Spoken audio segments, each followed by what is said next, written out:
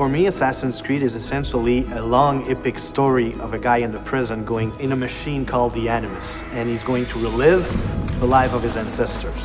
In Assassin's Creed 2, we follow Desmond, who's going to live the life of Ezio Auditore da Firenze.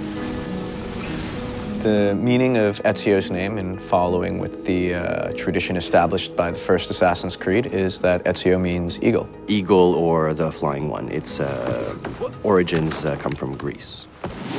He's a young noble from Florence at the beginning of the game. He's studying to follow in his father's footsteps. His father, as far as we know, is a banker. As a rich boy in Florence, he doesn't really see the hardships of the peasants and other poor people.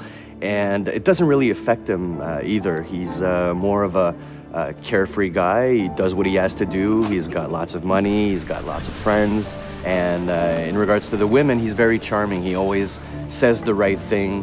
The right thing to surprise them, to stand out of the crowd. And that's why they have a really hard time resisting to his charms. Ezio is a typical Italian nobleman in many ways. He's a fiery, violent, proud personality. He's terribly proud of his family. He deals with noble people and with peasants in a very polite and courteous way, even if he's about to stick a hidden blade in your skull, right? He has a very strange talent that his father is aware of, which is the eagle vision from the first game. Nobody really knows how come he has that, but we sort of find out in the game. At one point, something tragic happens to himself and his family. What happens is that the same people that Ezio considered to be dear family friends actually turn on him.